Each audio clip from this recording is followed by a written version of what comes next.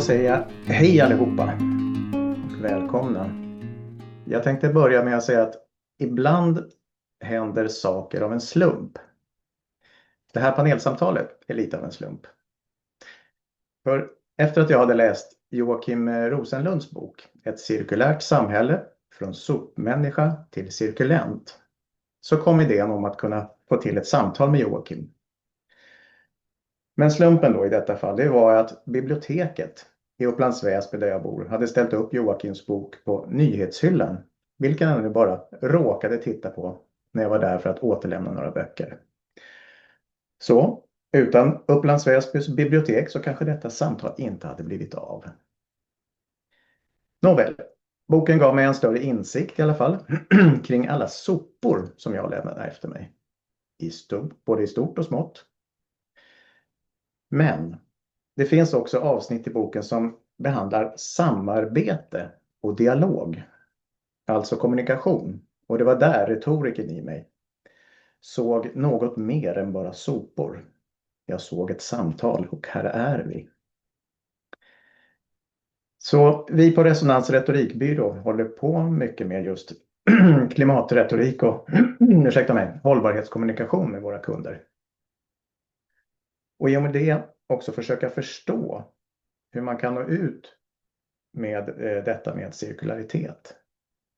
Hur kommunicerar vi för att en normförskjutning ska bli tydligare? Och som retorikbyrå så tillämpar vi gärna något som kallar den inbjudande retoriken. Alltså retorik som söker förståelse i första hand och kanske inte övertygelse. Även om övertygelse kommer att ske. Helt enkelt en retorik och kommunikation som handlar om att bjuda in till samtal och förståelse. Så i och med detta panelsamtal så tror jag att vi kan komma att få en större förståelse kring just både kommunikation och cirkulär ekonomi. Och vidare att vi då kan ta den här förståelsen vidare i våra kommande samtal och diskussioner om klimatpåverkan eller hållbarhet. Så igen, varmt välkomna allihopa, paneldeltagare och publik.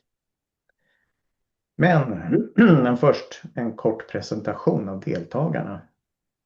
Ska vi börja med dig Joakim?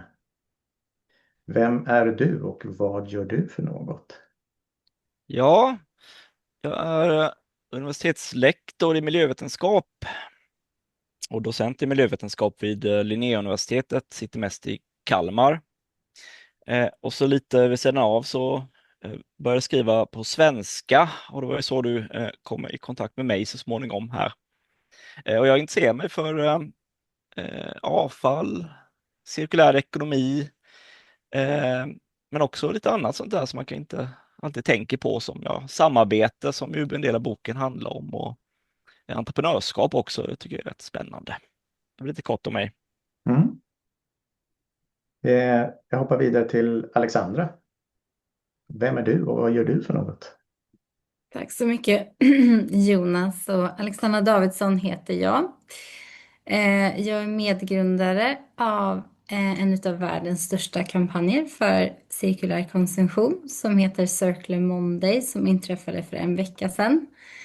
Den har nu spridits till 58 länder och vi hade en räckvidd på över 108 miljoner människor. Så det är vi väldigt stolta över. Jag är även medgrundare och Head of Communication and Partnership på en impact startup som heter Climate Hero. Så vi hjälper företag och privatpersoner att beräkna och minska sitt klimatavtryck. Tidigare jobbade jag 7 år som generalsekreterare för en förening som heter Medveten konsumtion och var bland annat med och instiftade och lanserade ordet cirkulent, Joakim. Tack. Och Johanna, vem är du och vad gör du för något? Jo, jag heter ju Johanna Fagerstedt och är en ekologiskt inriktad guldsmed på Öland. Och vad innebär då att vara ekologiskt inriktad guldsmed? Jo, det innebär att man försöker använda så bra material som möjligt. Att använda ädelstenar som är framtagna på ett etiskt och miljövänligt sätt. Och att återbruka till exempel gamla smycken, smälta om, göra till nytt. Även använder jag Fairtrade-märkt guld och silver i mina smycken och försöker genom, ja, egentligen så långt det går i alla led minska miljöpåverkan och vara så resurssnål som möjligt. Ah, tack så mycket Joakim, Alexander och Johanna. Jag tänkte jag slänger ut den första frågan och jag ger den då till dig Joakim. Vad är ett cirkulärt samhälle? Om jag börjar där. Du Ja, får just gärna- det. Ja. Ja, det borde jag kunna svara på eftersom det Mm. är en del av boktiteln här då. Och det är väl egentligen ett ideal om ett kretsloppssamhälle som skapar så lite avfall som möjligt och är snällt mot naturen helt enkelt. Vi ska inte lämna efter oss massa föroreningar och andra persistenta kemikalier som ligger kvar länge i våra sjöar och skogar. Och då gäller det att sluta det här samhället, att cirkulera samhället på ett klokt sätt då. Det kallar vi ibland för det tekniska kretsloppet. Va? Det är det material vi tar in i samhället. För att bygga ett mer cirkulärt samhälle, då behöver vi liksom tänka på vad är det för material vi tar in då? Hur utvinns detta? Hur länge använder vi det? Vad används det till? Är det till produkter? Ja, men hur designar vi de här produkterna då? Är det så att de ska hålla väldigt länge? Eller är det att, liksom att det är ett slit- och slängmentalitet? Så det är ett ideal, Jonas, som vi inte har nått än, för vi lever i ett väldigt linjärt slit- och slängsamhälle fortfarande. Alexandra, vad tänker du omkring det cirkulära samhället? Nej, men jag Som ett håller... ideal då. Oj. Jag avbryter dig hela tiden här Jonas. Jag ska chilla lite tänker jag. Nej, men alltså, ett cirkulärt samhälle är ju ett samhälle där vi maximerar värdet av det vi redan har. Precis som Joakim här var inne på. Alltså ditt skifte från vår nuvarande form av slit och släng till slit och älsk skulle jag vilja säga. Alltså där resurserna cirkulerar genom reparation, återbruk, återtillverkning, uthyrning och där affärsmodellerna faktiskt bygger på att saker används länge och inte bara säljs snabbt. Men jag vill också undersöka att det handlar ju inte bara om teknik eller system utan faktiskt om normer. Om att det är ett samhälle där det faktiskt känns normalt att reparera snarare liksom än att köpa nytt. Att det blir liksom en del av våran kultur och det är småskaligt så är det redan en del av våran kultur. Jag tänker bara att det handlar om att vi behöver skala den genom till exempel ökad tillgänglighet, attraktionskraft, dela berättelser och inspiration och så vidare. Det här med småskalighet är ju lite intressant. Ja, då vänder jag mig till dig Johanna. Så som du säger, du är guldsmed och du är egenföretagare. Du får säga till om jag har fel. Det stämmer. Ja, och hur ser du då som i den småskaliga ändan på det här med cirkularitet eller återbruk och så vidare? Kan du... Jag tror ju att det är en fördel att vara ganska liten aktör så att säga i det här sammanhanget just för att när jag jobbar så gör jag ju kanske en beställning i taget. Att så att säga en kund kommer in till mig med gamla smycken som de vill smälta om. Då smälter jag om. Liksom här är de här smyckena som jag smälter om och återbrukar. Har man en större verksamhet så blir det ju inte särskilt effektivt att jobba på det sättet. Nej, Och då okej. tappar man ju hela den biten. Då är det lättare att bara liksom ner med allt i en bytta och man vet inte riktigt vad som är vad och man har kanske inte tid att undersöka de här olika möjligheterna med att ta fram specifika stenar till exempel till rätt kund. Utan det måste vara storskaligt. Du måste kunna få fram väldigt många när du tillverkar dina kollektioner till exempel. Just det. Och det slipper jag ju så att säga som en liten aktör. Mm. Alexander, du sa ju det här med småskalighet, men att vi ska skala upp det. Hur tänker du det som Johanna pratar om nu? Det ena kanske inte utesluter det andra då, men hur ser du att man kan skala upp mer? Du gav några förslag. Men... Ja, men alltså så här, dels handlar det om att linjära företag behöver ju faktiskt ställa om mer till cirkulära affärsmodeller, och den cirkulära ekonomin som vi ser i samhället behöver ju skalas upp eller spridas. I Johannas fall som enskild aktör och entreprenör så har ju hon en affärsmodell som fungerar bra för henne, men när jag tänker att vi behöver skala upp cirkulär ekonomi så menar jag liksom sprida det också i samhället, och där tycker jag det fattas snarare. Där tycker jag att det fattas system för att skala upp ibland, till exempel alltså styrmedel från politikens håll eller moms eller liknande kan ju faktiskt vara hinder för detta. Så det är väl mina spontana tankar på det. Men om vi bara återgår till alltså basic makroekonomi. Så det här med efterfrågan och utbud. Och jag brinner ju väldigt mycket för att försöka skapa efterfrågan, för att försöka skapa fler och fler cirkulenter så att det finns faktiskt en affärsmodell för företag som erbjuder cirkularitet.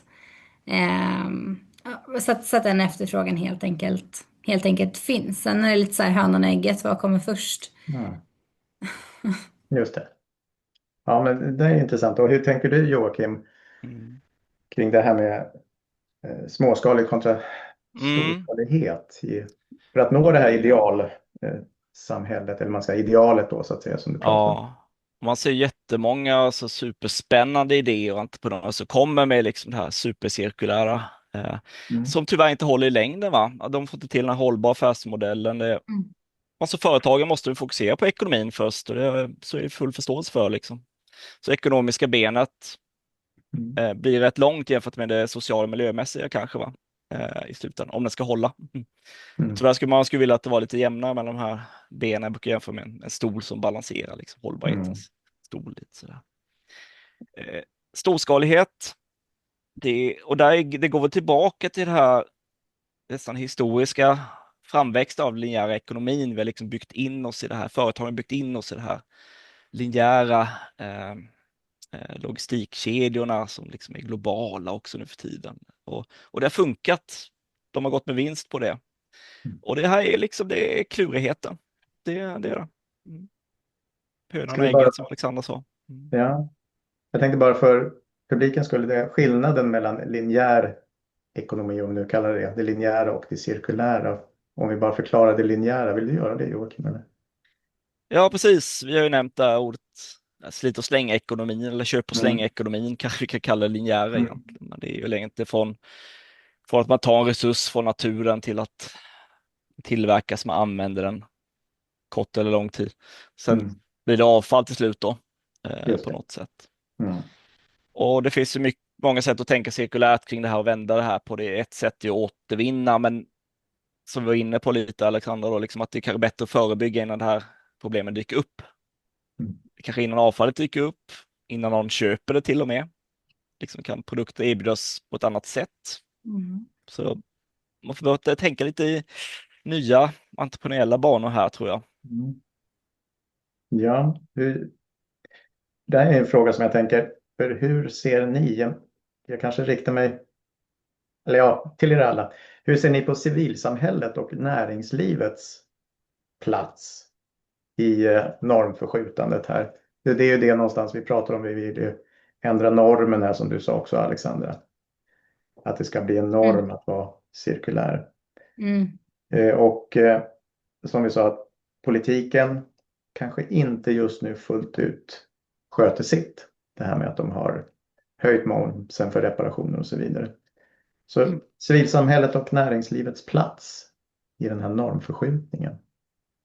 Hur ser ni på det? Om jag hoppar in här, jag tänker spontant liksom som så här, om inte politiken går i bräschen, ja men då får samhället göra det. Och för mig så skapar ofta civilsamhället ett tryck. Näringslivet i sin del skapar kanske takten och politikerna sätter ramverket och reglerna.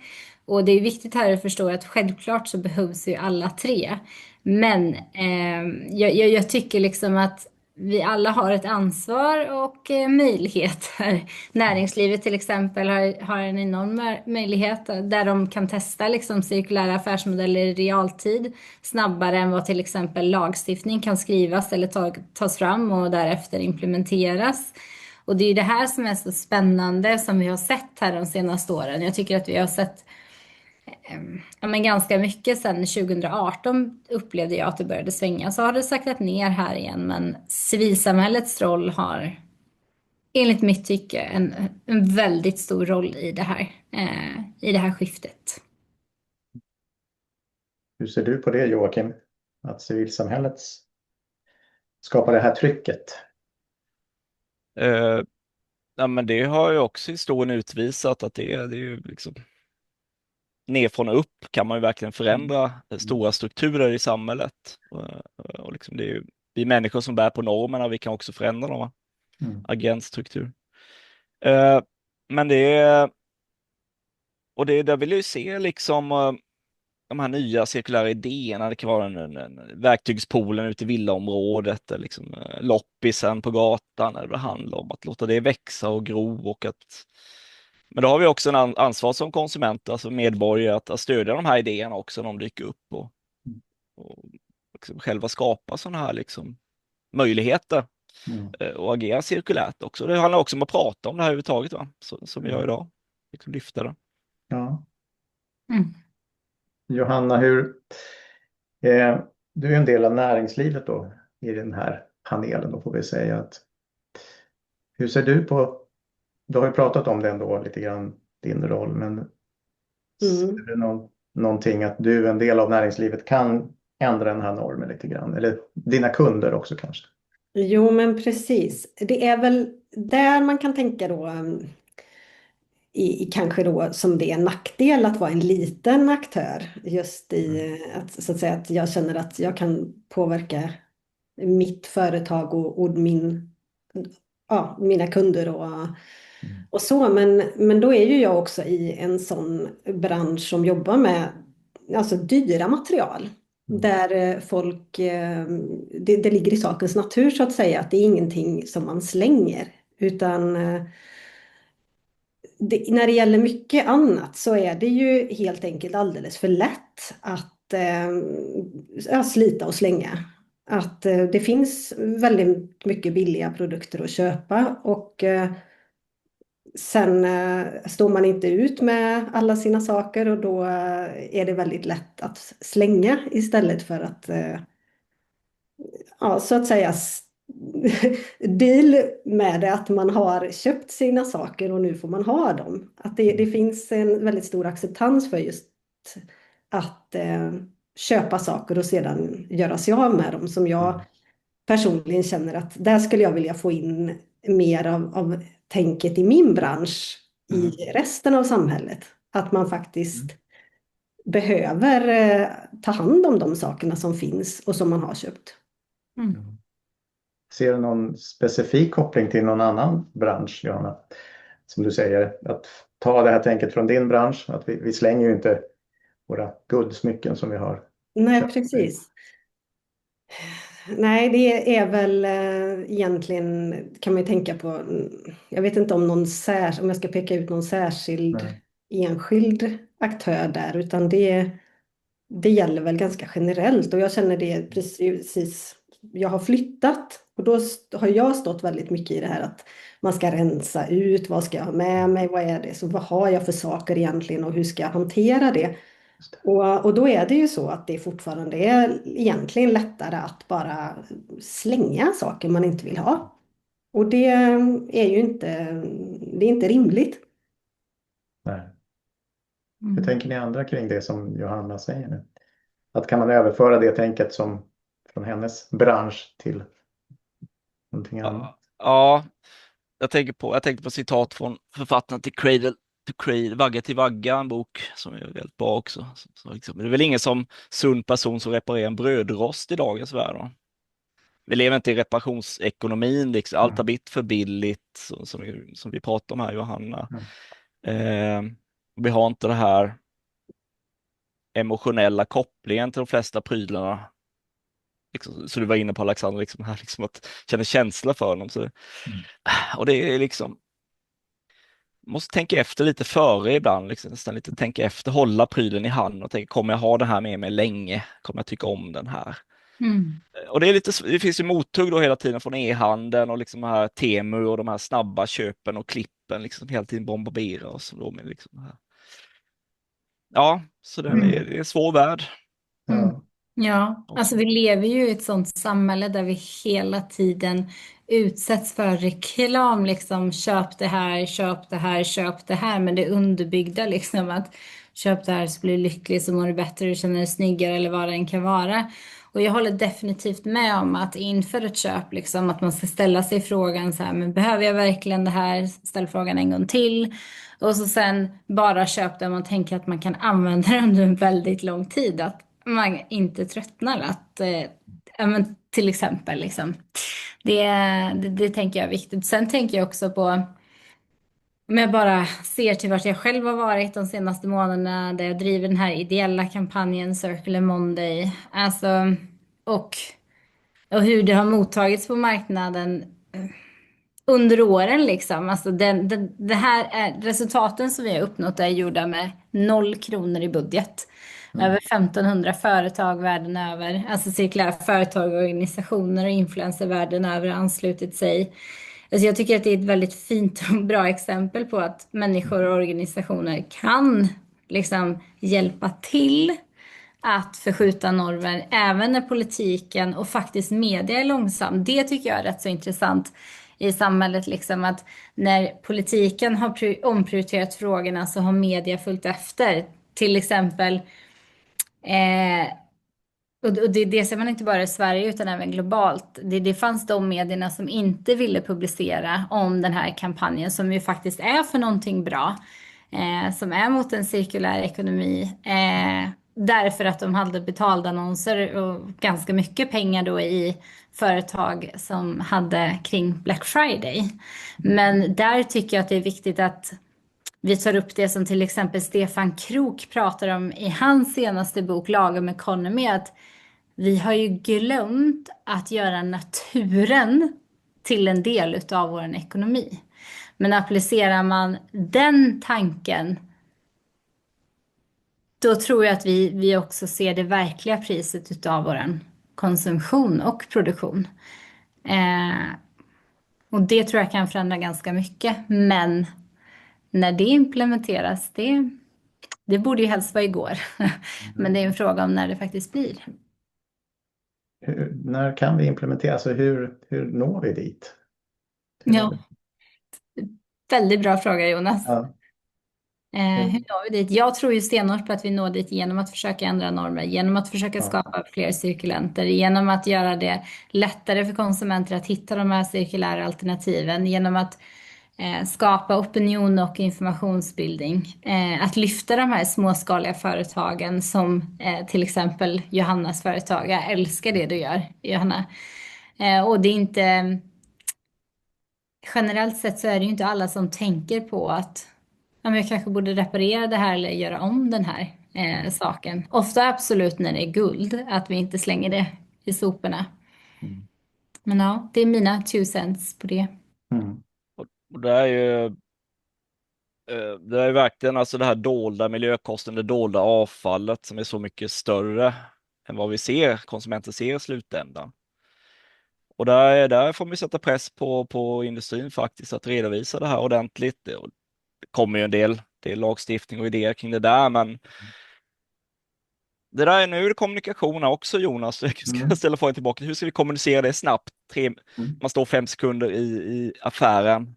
Ska man kommunicera liksom miljökosten här? Att det gått ut 100 kilo avfall eller vad det nu kan vara. Den är lite klurig. En kommunikationsfråga kanske. Mm. Men det här dolda avfallet du pratar om, hur får man syn på det eller hur kan det visas upp? Eller, alltså Ja, men hur ska man göra det egentligen? Ja, Mm, det tycker jag är jättespännande. För skulle man se det här, jag brukar ibland spekulera, man skulle nästan ha någon studie med så här, man har AR-glasögon på sig, man kan se avfallsberg bakom en produkt som liksom dyker upp sådär, så man kan liksom mm, få upp ögonen för det. Mm. Mm. ja. Det är väldigt intressant det här tycker jag, för nu när du kom in på det Joakim, det här med kommunikation, hur vi kan kommunicera ut det här och det som både Johanna och Alexandra pratar om, att vi behöver de här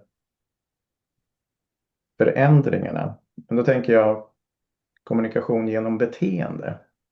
Hur viktigt ser vi det med eller ett beteendeförändring då så att säga. Att, om jag tar som exempel här för något år sedan eller några år sedan så kom min fru på att istället för att köpa julklappar, vi ska komma in på det här med julhandel också alldeles snart. Vi köper second hand julklappar eller så här pre-loved eller någonting, man kan använda några härliga uttryck. Och hela familjen, alltså barn och barnbarn och allt möjligt, som ställde upp på det här. Och då såg vi att det var en större kreativitet.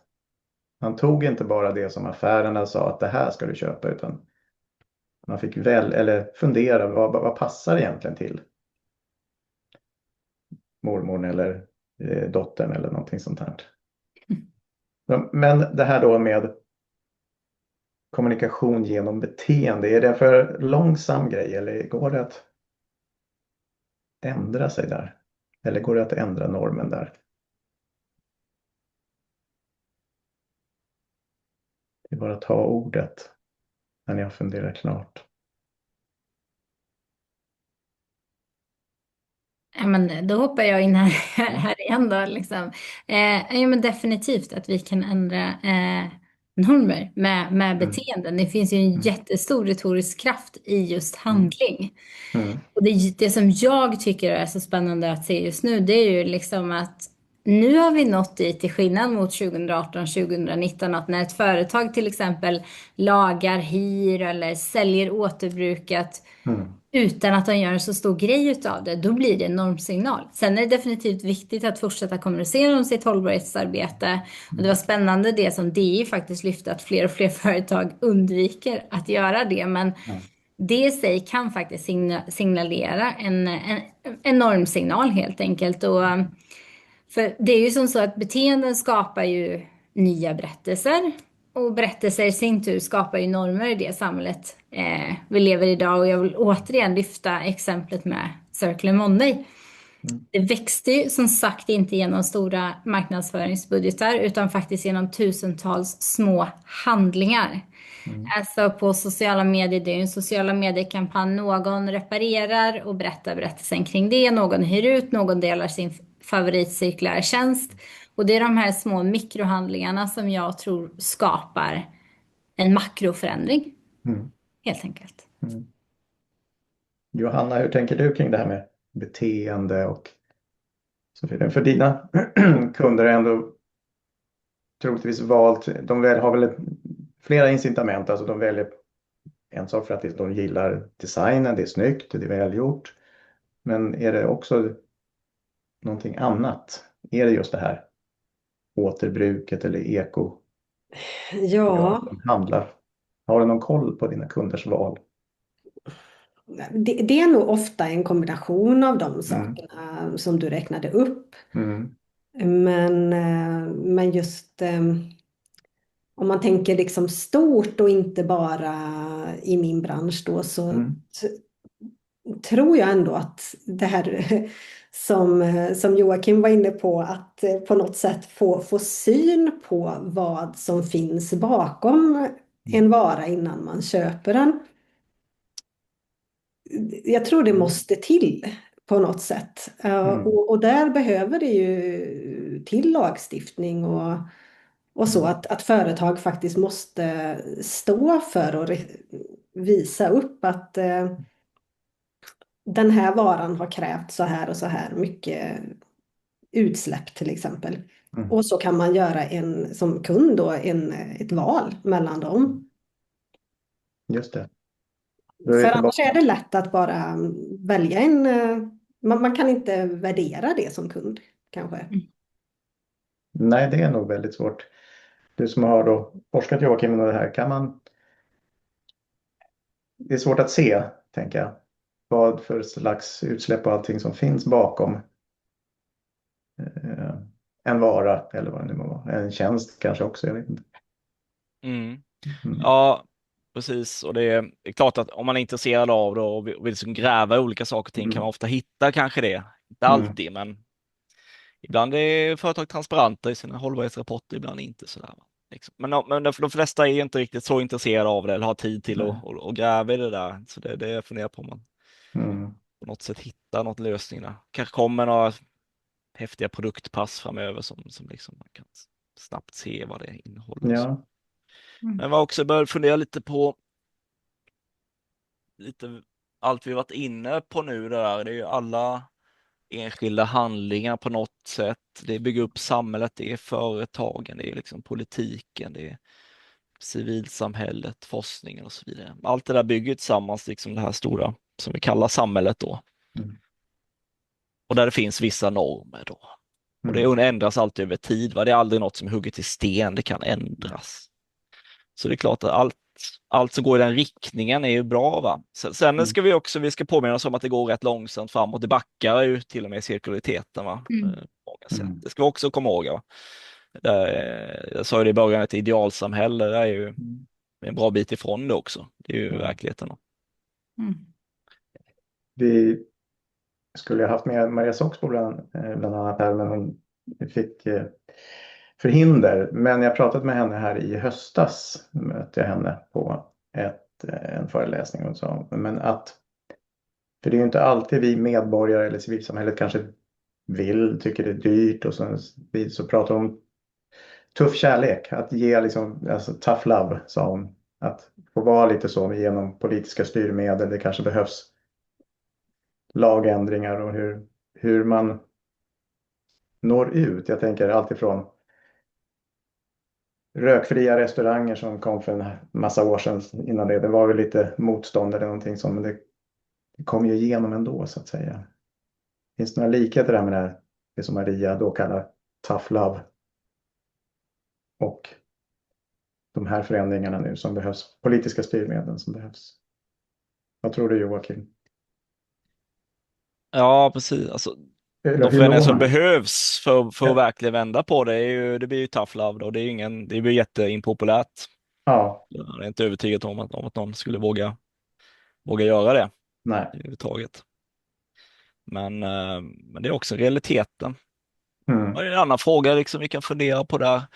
Hjälper det att dutta lite i taget med några procent hit och dit? Eller liksom hur politiken tar väldigt så här, totalt tag om samhället och skaka om oss. Men det ja. Men det där jag tror ingen kommer våga. Nej, okej. För annars är det ganska intressant att våga skaka om civilsamhället eller någonting sånt. Så att Men du, Alexandra, du ser ju ändå, som du säger, det här med Circular Monday och vidare, att du har ju sett och ser en stor förändring. Hur skulle man då kunna föra det vidare? Om man bara håller oss inom Sverige då till exempel. Eller någonting sånt. Hur skulle man kunna föra den vidare, en förändring? Ja. Det är en vilja som har skett ändå. Det är aktiva handlingar som du har sett. Ja. Alltså jag tänker walk the talk, leva som man lär. Alltså prata om det liksom. Alltså för egen del. Det här var en väldigt bra fråga. Så att jag får lite hjärnsläpp. Men om jag bara tänker på mig själv liksom. Alltså så här, som tonåring, kvalitetstid med min mamma var att gå och shoppa i en galleria. Sen flyttade jag hemifrån tidigt, började shoppa second hand. Faktiskt på grund av ekonomiska anledningar. Och sen så blev det här ett stort intresse och jag började jobba inom hållbarhet. i dagsläget, alla mina vänner till exempel vet om att jag följer inte med till en galleria. Alltså jag står inte ut med lukten där inne. Alltså jag klarar inte av lukten av det nyproducerade. Det är så mycket. Man vet också liksom att jag har hojtat till alla liksom runt omkring mig att så här, har ni kläder ni inte vill ha längre, jag tar gärna emot till exempel. Att man vet liksom att så här, ja, men jag vill till exempel ha cirkulära gåvor eller liknande. Ehm, och att liksom ta det, alltså vi kan ta till exempel kommande jul som, alltså som ett exempel. Alltså, idag i Miljö och utveckling kommer det ut en debattartikel utav 34 olika cirkulära aktörer liksom, som precis säger det här att, ja, att vi kan använda julen som starten på en omställning. Så, du nämnde rätt också tidigare Jonas, hur ni gjorde i er familj att bara ha pre-loved julklappar till exempel. Alltså det kan vara en start. Kort och gott så tror jag att det handlar om att man behöver ha sin egen utvecklingskurva positiv och ständigt positiv. Att utvecklas lite i taget på det som känns rimligt i längden och därmed blir hållbara implementerade förändringar och fortsätta så och försöka genomdriva det på sin arbetsplats och så också. Vi lever i det här samhället i samma ekorrhjul. Men walk the talk och håll din egen utvecklingskurva positiv. Gör det man kan liksom. Ja. Det var många tankar i Men det är jättebra. samma mening där. Men Johanna, du som sa att du hade nyss flyttat, eller hur det var? Precis. Hur har du gjort då när du sa att man slänger dem? För det gör man ju, man rensar, om man flyttar så rensar man. Det är ett tillfälle man gör det, så att säga. Har du agerat på något annat sätt? Men jag skulle väl säga att de situationerna där man tar beslut som inte är de bästa, så att säga, att ifall man får panik och är stressad och orkar inte sortera utan slänger grejer till exempel, det är ju just när man är trött och stressad. Och det tänker jag också kan vara en del i hur vi lever, att försöka inte hamna i de situationerna där man känner att nej, jag orkar inte. Det är ofta då som man också till exempel tar dåliga köpbeslut för att man inte orkar lägga tiden på att leta upp något vettigt, så köper man det första bästa som står på hyllan som är billigt, som man kanske då inte egentligen vill ha, och sen behöver man göra sig av med det. Det är lite det som jag liksom är inne på, att det är liksom alldeles för lätt att göra dåliga beslut. Jag skulle önska att det blev lite svårare, att företag till exempel var tvungna att ta ett större ansvar för det de säljer hela vägen. Ja. Jag återkommer till dig, Joakim. För du pratar ju lite grann i din bok här nu om samarbeten. Jag tänker då som det som Johanna nu säger, att det ska vara lite svårare för oss personer eller företag, så att säga. Jag ska se om jag får ihop det här, men och jo, det var det jag skulle säga, Joakim. Du pratar om det här med grupptänk, att det är alltid, behöver vi inte, så som vi här, vi tycker nog likadant i den här frågan. Men vi kanske inte utmanar oss då, så att säga. Är det så att företag hamnar i de här grupptänksgrupperna och inte vågar utmana sig själv? Ja, okej. Ja, det var en intressant jämförelse faktiskt. Men det är väl alltid, för att summera lite vad vi pratat om idag också, alltid lättare att leva längs med strömmen, så att säga, längs med normen. Det vi är vana vid, det vi har byggt upp system kring, det som fungerat i 20, 30, 40 år för många industrier. Liksom. Så det är klart att det bildas liksom, det här är det normala på något sätt, så kommer man avvika. Samtidigt är det ju lite intressant här, för det kan också vara lite spännande med någon avvikare också, den nya entreprenören som kommer in, liksom, de som gör helt tvärtom. Så det går ju också att bryta mot det och göra det på ett bra sätt som kan löna sig också. Ja. Det kan jag säga, jag såg något företag som gör juice av frukt som inte blir sålt eller någonting. Jag kommer inte ihåg vad företaget heter, men Rescued. så. Och tack, hade ju den här, gjorde tvärtom grejen då när det var nu Black Friday. Nu höjer vi priset med 20% istället och var lite provokativa. Att se det som en kommunikationsmöjlighet att våga vara lite provokativ. Mm. Så, men tiden går fort. Vi ska alldeles snart avsluta. Men jag tänker att vi fick en liten fundering här tidigare idag via sociala medier. Där det står att cirkularitet är nödvändigt, men även cirkulära flöden använder naturresurser och har restprodukter. Hur ser du på det, Joakim? Jag tror att det är bättre, kontentan blev därför kanske är bättre att avstå från saker än att eller minska. Ja, vi kom in lite på en annan fråga som vi duckat lite, kanske lite så elefanten i rummet, att vi måste ju fortsätta konsumera också. Alltså grundläggande konsumtion har ju alla.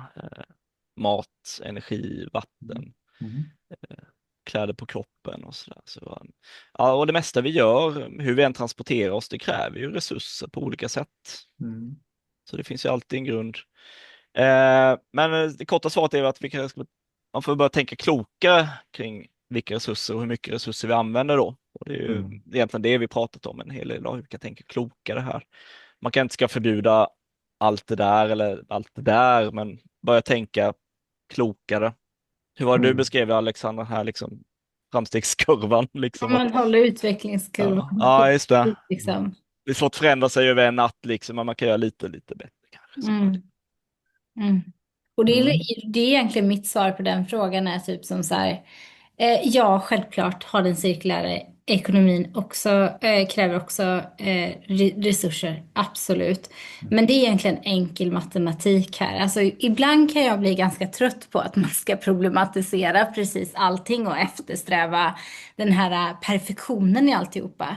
Det räcker om vi går tillbaka, okej, jag eftersträvar hellre reflektion, och med enkel matematik så vet man, ja, men det är faktiskt bättre för planeten, för naturen, ofta för ens egen hälsa när det kommer till kemikalier, att återanvända de resurserna vi redan har. Och det handlar ju inte bara om att köpa någonting cirkulärt. Det finns så sjukt mycket kreativitet inom det cirkulära där vi kan göra det. Så ja, det kräver resurser, men ja, det är oftast bättre än nyproducerat, beställt genom Temu och fraktat väldigt, väldigt långt liksom. Det är väl det jag tänker om den frågan. Och ja, det kanske är normer med cirkularitet, men någonting som styr mig i allt jag gör är mitt favoritcitat, och det är liksom så här: varför ska vi fortsätta följa strömmen när vi kan starta vågen? Härligt.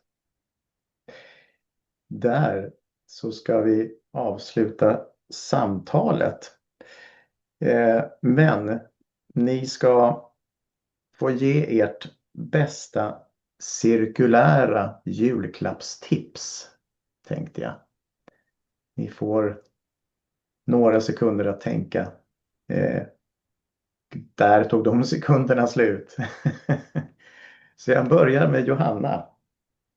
Har du något cirkulärt julklappstips? Ja, den fick jag klura lite på, men något som ligger väldigt nära till hands för mig är ju givetvis att ge vidare ett smycke man inte använder och trivs med till någon annan i julklapp. Just det, att ge vidare och inte bara Nej, precis. konsumera, utan ge vidare också. Den är bra. Titta vad du har och ge bort. Härligt. Den var bra. Tack Johanna. Alexandra, har du något cirkulärt julklappstips? Ja, tid. Ge bort din tid. Alltså, så här, det kan vara spendera tid ihop och genom upplevelser. Och då pratar jag till den ensamstående mamman, kan du ge bort en barnvakt till din pappa. Kan du laga middag och käka middag ihop. Tid, det är det värdefullaste vi har. även där är inte något som man köper utan ger av sig själv. Mm. Mm. Tack så hemskt mycket, Alexandra. Joakim, har du något cirkulärt julklappstips? Ja, men jag får slå ett slag för våra alla lokala antikvariat, liksom Ja. lokala butiker. Så stödja dem och hitta någon gammal häftig bortglömd kanske bok där eller så. Det skulle väl kunna Just vara det. ett tips där. Mm. Antikvariat är alltid trevligt att besöka. Ja, Alexandra? Ja, men sen så såg jag det att i Norge det är många som kan tänka sig att ta emot en återbrukad julklapp till exempel. Men inte lika många som kan tänka sig att ge, för man tänker att det finns en skam i det här. Så Ja. det är någonting vi som tittar skulle kunna göra är att säga liksom så här, jag är öppen för att få en pre-loved eller second hand julklapp så att folk i din närhet vet om detta. Mycket bra. Att ge någonting eller ge vidare, dela vidare något man har, smycken som Johanna, ge bort tid och stödja de lokala antikvariaten. Tack så hemskt mycket. Jag tänkte att ni ska få igen bara säga vad ni gör om ni vill, inte sälja saker nu då, men pusha det som ni håller på med så att säga för att våra tittare kan, men det där lät intressant. Så vill du, Johanna, pusha för någonting som det som du gör kanske? Mm. Ja, nej men jag jobbar ju väldigt mycket med att smälta om gammalt guld och göra nya smycken och även reparera och ändra storlek och så. Mm. Så om man vill så kan man titta in på min hemsida johannae.se Mm. eller min webbshop fairtradeguld.se. Den Mm. finns länkad från johannae.se också. Ja. Så, Tack så väldigt mycket. Och besök Johanna Fagerstedts hemsidor och kolla där. På hennes mycket vackra smycken måste jag också säga. tack så mycket. Alexandra, vill du berätta något om det du gör som vi kan ta del av? Ja, men absolut. Om vi vill hitta cirkulära klappar, gå in på databasen på circularmonday.com. Är du nyfiken på ditt eget klimatavtryck och hur du kan minska det? Använd vår klimatkalkylator på 7 språk på climateer.org.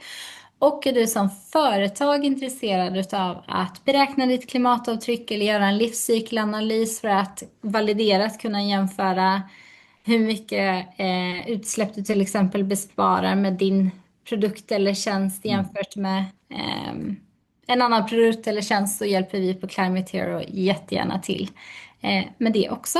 Och även till viss del kommunikationsstrategier kring det.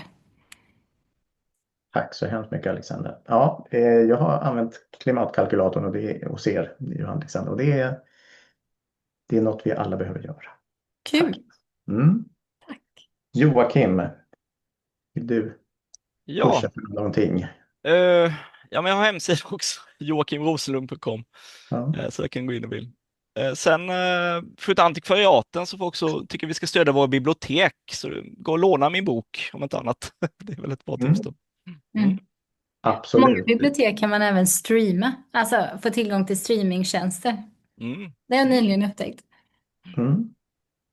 Ja, absolut att vi ska läsa Joakims bok. Jag tycker det är både historiskt och nutida får vi reda på hur vi har blivit dessa sopmänniskor, hur vi kan bli cirkulenter. Med det så säger vi tack så hemskt mycket. Tack.